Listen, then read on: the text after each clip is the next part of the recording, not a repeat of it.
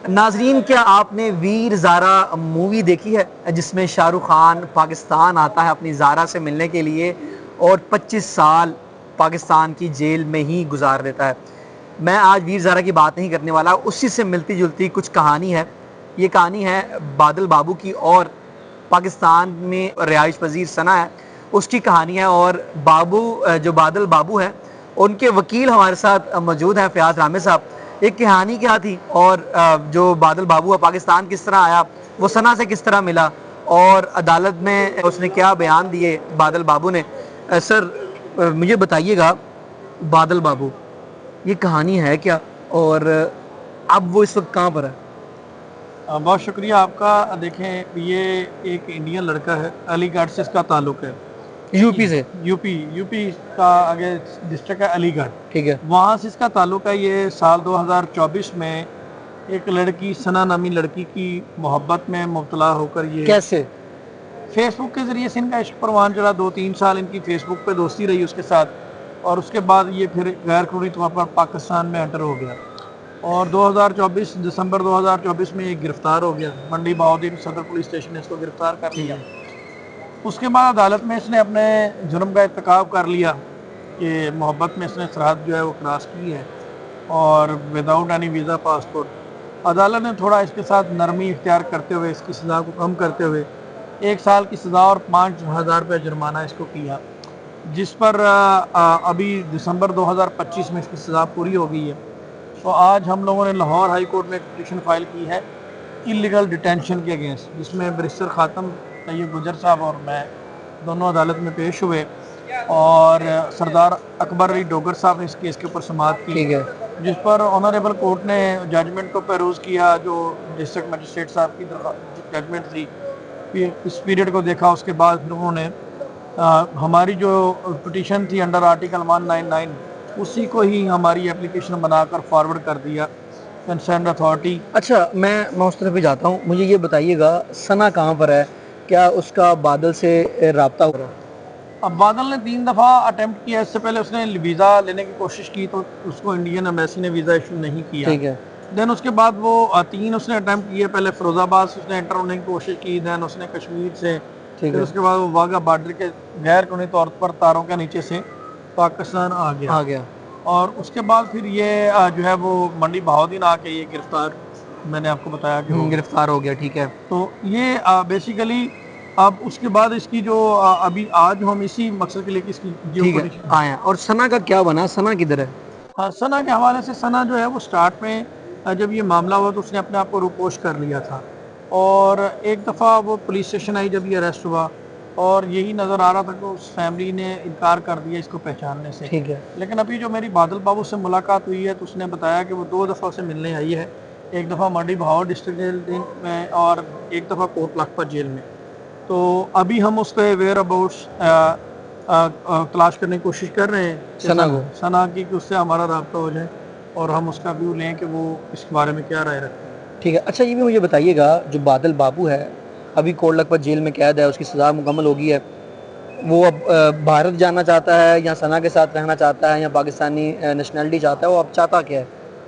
देखिए, बादल बाबू तो पाकिस्तानी नेशनलिटी चाहता है, वो उसने इस्लाम भी कबूल कर लिया है और वो चाहता है कि उसको ह्यूमैनिटेरियन ग्राउंड के ऊपर शहरियत देकर मोहब्बत में आया है तो उसको मोहब्बत का सफ़ीर बना दिया जाए और उसको शहरियत देकर तो जो है वो बादल सना से उसका निकाह करवा दिया जाए। बाकी अभी इस हवाले से एक एप्लीकेशन भी फॉरवर्ड की गई है, ठीक है। इंटीरियर मिनिस्ट्री को, और इंशाल्लाह आने वाले वक्त में वो भी आपसे ठीक है। मुझे एक और चीज़ बताइएगा, इससे पहले 2 वाक़यात हो चुके हैं।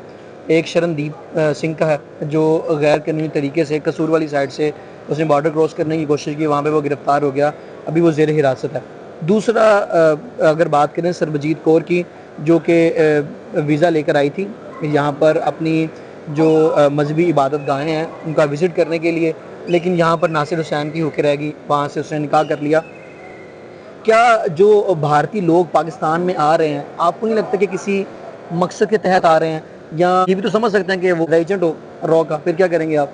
आप वकील तो बन गए उनके। ठीक है। नाते किसमें जब ये अरेस्ट हुआ था ना बादल बाबू, इसको पूरा हमारे इदारों ने इन्वेस्टिगेट किया था। ठीक है। और पुलिस ने भी इन्वेस्टिगेट किया और पुलिस की इन्वेस्टिगेशन में ये बात सामने आई कि ये किसी क्रिमिनल एक्टिविटी में इन्वॉल्व नहीं है। रही बात एजेंट की, तो कुलभूषण यादव को भी वकील प्रोवाइड किया गया है। पाकिस्तान का कॉन्स्टिट्यूशन इस बात की इजाज़त देता है कि अगर कोई एजेंट भी है तो उसको फेयर ट्रायल की अपॉर्चुनिटी आपने देनी है, उसको अपना मौक़िफ़ रखने का हक है। यानी कि आप यूँ कह रहे हैं कि जो कुलभूषण यादव है, जिसने यहाँ पे लोग मारे हैं, उसको जो है ये हक है कि वो कानून का रास्ता पाकिस्तान में इस्तेमाल कर सके और अपने आप को जो है ये बता सके कि मैं बेगुनाह हूँ।